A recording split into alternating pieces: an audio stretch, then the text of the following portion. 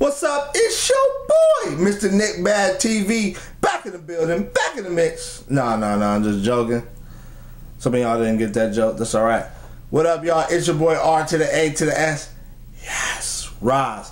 Here with Pursuit Across the Block, and today I'm here to talk about Christians collabing with non-Christians, aka Lecrae. Okay, we're talking about this whole Lecrae collaborating with non-Christians. Some of y'all are tired of talking about this. I understand that, but hey, since it's a topic, I might as well weigh in on this whole thing.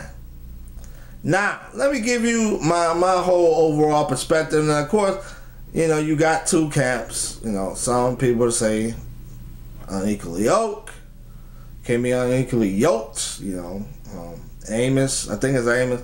How the two work together unless they agree.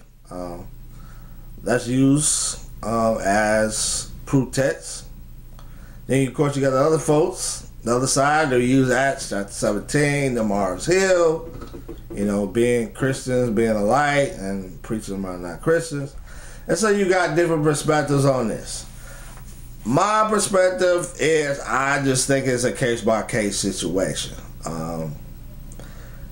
I don't want to go too much into the whole 106 and Park thing, but I will say this. I want to say this. Like I said, for me, what I find most interesting is that this was the first time I ever seen Lecrae just introduced as a rapper, and there was no mention of his faith.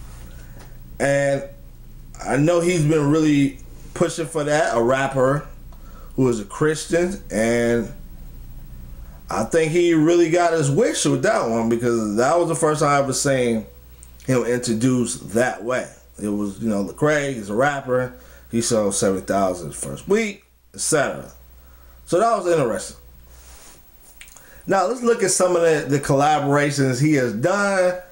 Give you my perspective on. Like I said, for me, it's pluses and minuses, and that's how I make a lot of my decisions. You know, pluses and minuses. Let's go back to the BET Cypher last year, 2011. I mean, obviously, some people are going to look at it as minuses. You're in a cypher with people who are not Christians. They're promoting a non-Christian worldview, etc. Some people look at it that way. I personally just looked at it as he had an opportunity to preach Jesus in front of millions of people who watched this program. And I think a lot of people will want that opportunity to be able to preach Jesus through rhyme for in that sense.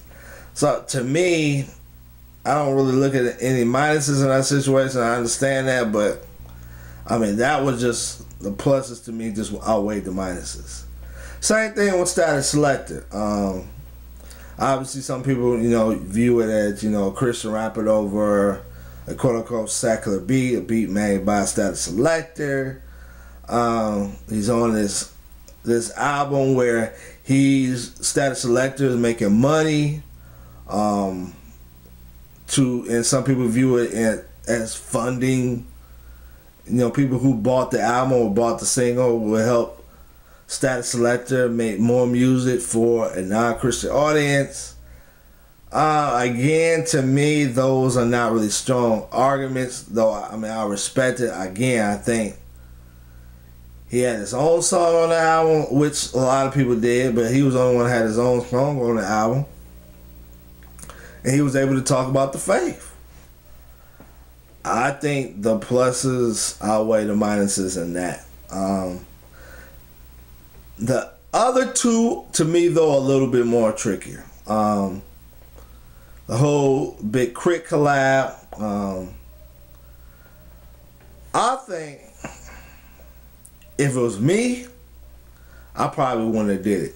But I think his argument is strong where I can say, you know, I can understand it.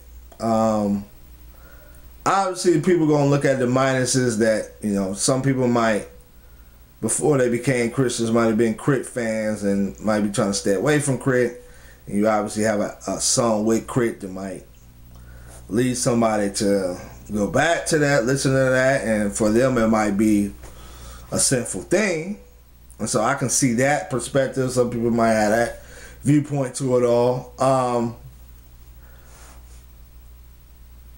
But personally, I think he had a pretty solid argument.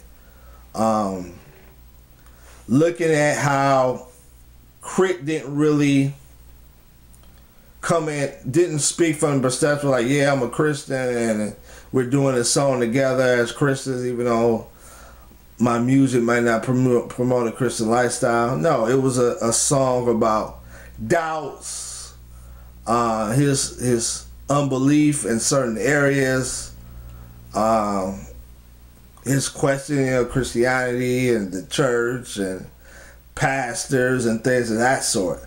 So there were some objections there in that music, but the way that Lecrae did it in answering those objections with his verse, as well as being pretty explicit about the gospel, I think it worked. I think it worked. Again, I personally wouldn't have did it, but it worked. I think it could have worked. And I think the pluses outweigh the minuses.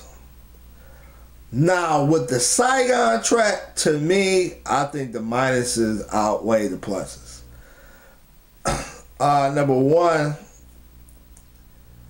and the main reason is really that last verse where Saigon gives his view, his theological view, that we all got faith in the man upstairs or something to that effect. That's a theological statement, and it's a false theological statement. Now, if Lecrae was able to give a rebuttal to that, to tell the biblical truth, similar to the K.R.I.T song, then maybe I could see it. But pretty much, Saigon leaves that statement as it is, and then not too long after that, the song goes off. And so you're doing a song with somebody that doesn't promote a Christian worldview all the time in his music, and he's promoting a theological untruth to people.